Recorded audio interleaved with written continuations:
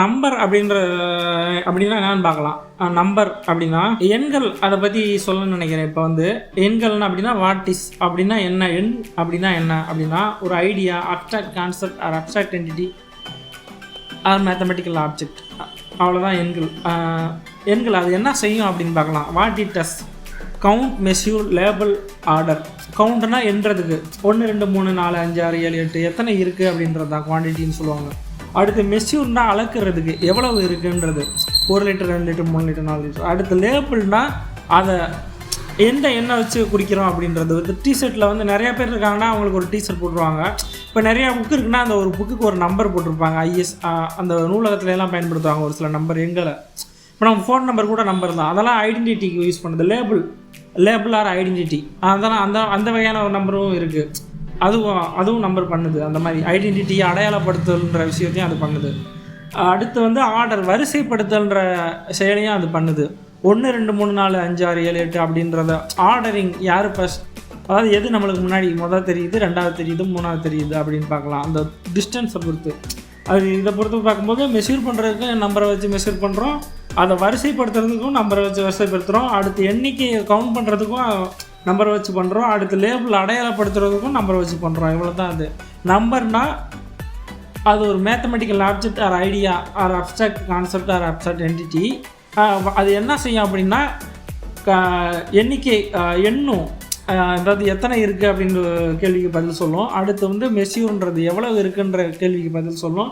அடுத்து என்ன அப்படின்ற அடையாளப்படுத்துகின்ற கேள்விக்கும் பதில் சொல்லலாம். அடுத்து ஆர்டர் அப்படின்றது எந்த வரிசை அப்படின்றது, முதலாவதா இரண்டாவதா மூன்றாவதா அப்படின்ற கேள்விக்கும் அது பதில் சொல்லலாம். அதெல்லாம் அது செய்யும். அதுதான் எண். அவ்வளோதான். இன்றைக்கி எண்கள் மட்டும் பார்த்துடலாம். அதுக்கப்புறம் அதோட வகை, அதை பற்றியெல்லாம் பார்க்கலாம். இப்போ நம்பர் சிஸ்டத்தை பற்றி பார்க்கலாம். நம்பர் சிஸ்டம் வந்து தசம எண்கள், 10 நம்பரை வச்சு யூஸ் பண்ணுறது வந்து தசம எண்கள் அப்படின்வாங்க. எண்கள்னால் அது வந்து idea, abstract concept, abstract entity or mathematical object அப்படின்னு சொல்லுவாங்க. இப்போ 2 3 கல் கிடக்கு, அதாவது பிரித்து பார்க்குறது. ஒரே ஒரு பாறைக்கும் 2 3 கற்களுக்கும் வித்தியாசம் இருக்குது. அது பண்பு ஒரே மாதிரி இருந்தாலும் அதோட எண்ணிக்கையில் மாறுபடுது. அப்படி இல்லையா எண்ணிக்கை, வடிவம், அந்த மாதிரி நிறையா மாறுபடுது. அந்த மாதிரி பிரித்து பண்பு, வடிவம், எண்ணிக்கை, இந்த மாதிரி தாட்ஸை பற்றி, இந்த மாதிரி ஒரு எண்ணங்களை பற்றி படிக்கிறது தான் அந்த எண்கள் கணிதம் அப்படின்னு சொல்லலாம். இப்போ எண்கள்னால் என்னென்னா வாட் இஸ் நம்பர் அப்படின்னா idea, abstract concept or abstract entity or mathematical object. இப்போ மேத்தமெட்டிக்கல் ஆப்ஜெக்ட் அப்படின்னா ஆப்ஜெக்ட்னா என்ன, ஆப்ஜெக்ட்னா முன்னாடி நமக்கு தெரியுறது, மேத்தமெட்டிக்கல் தான் கணித ஆப்ஜெக்டாக முன்னாடி இருக்கிறது. அடுத்து பகு எண்கள், பகா எண்கள் அப்படின்னா என்னென்னா, பகு எண்கள்னால் ஆங்கிலத்தில் வந்து காம்போசிட் நம்பர்னுவாங்க. ஒரு நம்பரை வச்சு இன்னொரு நம்பராக உருவாக்க முடியும். இப்போ என்னென்ன நம்பர் இருக்குதுன்னு பார்க்கலாம். ஃபஸ்ட்டு வந்து இயல் எண்கள் பார்த்துருக்கோம், மொழி எண்கள் பார்த்துருக்கோம். இப்போ இயல் எண்கள், மொழி எண்கள் இந்த ரெண்டை வச்சு இந்த படி தான் எங்களுக்கு சொல்லிக் கொடுத்தாங்க. இயல் எண்களை ஃபஸ்ட்டு சொல்லிவிட்டு மொழி எண்களை சொல்லிவிட்டு அப்படியே அடுத்த ஆப்ரேஷனை சொல்லிடுவாங்க.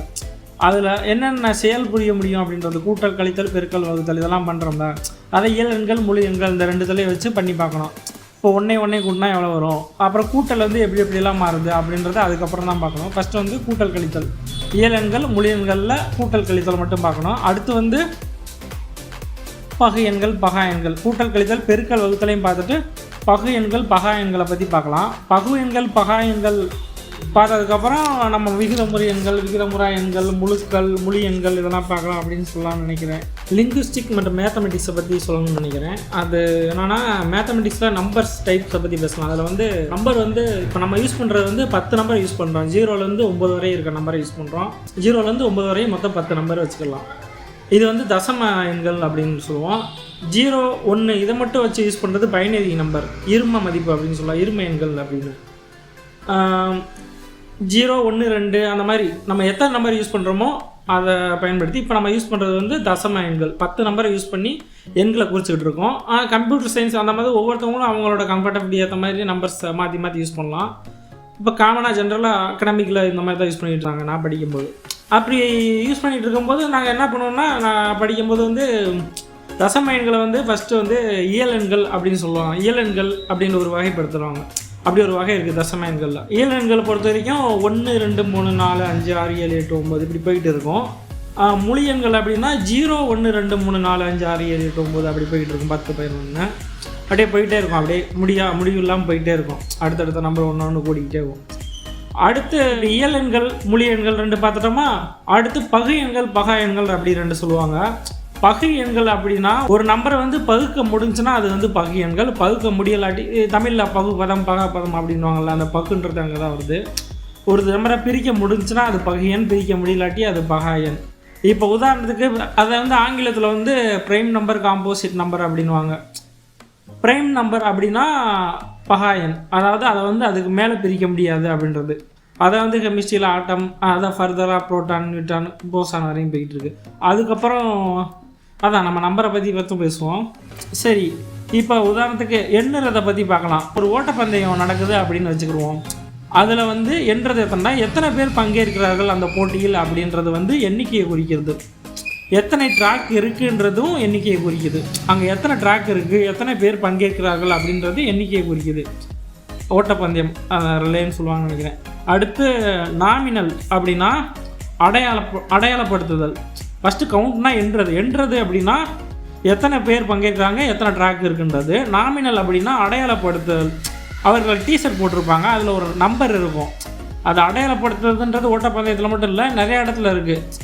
ஒரு புக்கை கூட நம்பர் படுத்தலாம். ISBN அந்த மாதிரி நூலகத்தில் அவங்க அடையாளப்படுத்தி ஈஸியாக அவங்களோட மேனேஜ் பண்ணுறதுக்காக அந்த நம்பர் கொடுத்து வச்சுருப்பாங்க நூலகத்தில். இல்லாட்டி ஏதாவது ஒரு நம்பர் வந்து எதுக்கெல்லாம் அடையாளப்படுத்தும் அப்படின்னா டிஷர்ட்டில் இருக்குது. இப்போ டெலகிராம்லேயே நீங்கள் பார்த்தா கூட அதில் ஒரு ஐடி இருக்கும். இந்த மாதிரி ஐடியை வந்து கான்சியஸாக அடையாளப்படுத்துதல் அப்படின்றது நம்பர். இப்போ நம்ம எடுத்துக்கிட்டது வந்து ஓட்டப்பந்தயத்தில் டிஷர்ட்டில் உள்ள நம்பர் வந்து அவங்கள அடையாளப்படுத்தும், அவ்வளோதான். அடுத்து மெஷூர், எவ்வளவு அப்படின்றத அளக்கிறது. எத்தனை மீட்டர் ஓட்டப்பந்தயம், எத்தனை மீட்டர் ஓடணும் அப்படின்றது தான் அங்கே அளக்கிறது. அவர்கள் ஓடும் வேகம் எவ்வளவு அப்படின்றதும் அங்கே அளக்கிறது. உதாரணத்துக்கு 9.8 மீட்டர் பெர் செகண்ட் அப்படின்றதும் அளக்கிறது தான். நம்பர் வந்து அளக்கிறதுக்கு பயன்படுதா. அடுத்து வந்து ஆர்டினல், வரிசைப்படுத்தல், தரவரிசை. அவங்க இதில் யார் வந்தாங்க அப்படின்றதும் குறிக்கும். அடுத்து ரைட் சைட்லேருந்து எத்தனாவது ஆளாக இருக்காங்க, லெஃப்ட் சைட்லேருந்து எத்தனாவது ஆளாக இருக்காங்க, அந்த மாதிரியும் குறிக்கும். வரிசைப்படுத்தும் ஆர்டினல் அப்படின்றது. யார் முதல்ல வராங்க, யார் ரெண்டாவது வராங்க, அதுவும் வரிசைப்படுத்தல் தான், அது ஒரு ஆர்டர் தான். அப்படி அடுத்து இப்போ நம்பரை வச்சு சொல்லிட்டு அப்படியே ஒரு ஸ்டோனியாக கன்வெர்ட் பண்ணலாம். அப்படின்னா எடுத்துக்காட்டால் ஒரு போட்டியில் வந்து குமார், முகமது, டேவிட் அப்படின்னு 3 பேர் இருக்காங்க, பங்கேற்கிறாங்கன்னு வச்சுக்கிடுவோம். அப்போ கவுண்ட் வந்து 3. இங்கே நம்பர் வந்து கவுண்ட் ஆகுது, கவுண்ட் பண்ணுறதுக்கு யூஸ் ஆகுது, இல்லாட்டி கவுண்ட் பண்ணுது, இட் டஸ். அடுத்து குமார், ஃபஸ்ட்டு குமார் வந்து ஆடையில் 108 என்ற அடையாளம் உள்ளது. அப்படி அந்த மாதிரி முகமதுக்கு ஒரு நம்பர் இருக்கலாம், டேவிட் ஒரு நம்பர் இருக்கலாம். அப்போ எடுத்துக்காட்டாக வச்சுக்கிறோம், முகமதுக்கு 786 ஒரு நம்பர் வச்சுருக்காங்க அவங்க டிஷர்ட்டில். டேவிட்ன்றதுக்கு 003 அப்படின்ற நம்பர் வச்சுருக்காங்க அவங்க அடையாளத்தில். இப்போ 3 பேர் பங்கேற்கிறாங்க. இந்த கதையை பொறுத்த வரைக்கும் முகமது, டேவிட், குமார் அப்படின்ற 3 பேர் பங்கேற்கிறாங்க. அதில் குமார் டிஷர்ட்டில் வந்து 108 நம்பர் இருக்குது, முகமது டிஷர்ட்டில் வந்து 786 நம்பர் இருக்குது, டேவிட் டிஷர்ட்டில் வந்து 3 நம்பர் இருக்குது, 003 நம்பர். அடுத்து இப்போ 100 மீட்டர் ஓட்டப்பந்தயம். எத்தனை மீட்டர் அப்படின்னு கேட்கும்போது 100 மீட்டர் அப்படின்றது வந்து இங்கே வந்து ஃபஸ்ட்டு ஒரு அடையாளப்படுத்துச்சா, அடுத்து வந்து அளக்குது 100 மீட்டர் எவ்வளவு அப்படின்றது. அடுத்து முதலில் ஓடி வந்தது யார் அப்படின்ற போது வரிசைப்படுத்துது. கடைசி ஓடி வந்தவர் யாருன்றதும், முதல்ல ஓடி வந்தவர் யார், நடுவில் வந்தவர் யார் அப்படின்றது மேலே வரிசைப்படுத்துது. ஆக மொத்தம் நம்பர் என்ன பண்ணுது அப்படின்னா கவுண்ட்டு, மெஷூரு, லேபிள். ஃபஸ்ட்டு அடையாளப்படுத்துது, அடுத்து அளக்குது, அடுத்து வரிசைப்படுத்துது. இந்த ஓட்டப்பந்தயத்தை பொறுத்த வரைக்கும் ஃபஸ்ட்டு அடையாளப்படுத்துது, அடுத்து அளக்குது, கவுண்ட் பண்ணுது.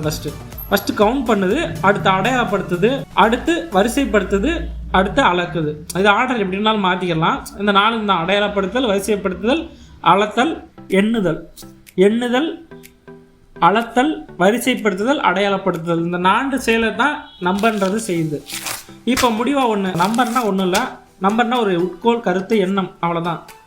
அது என்ன பண்ணும் அப்படின்னா அது வந்து அடையாளப்படுத்தும், வரிசைப்படுத்தும், எண்ணும், அப்புறம் அளக்கும், அவ்வளோதான், முடிஞ்சு.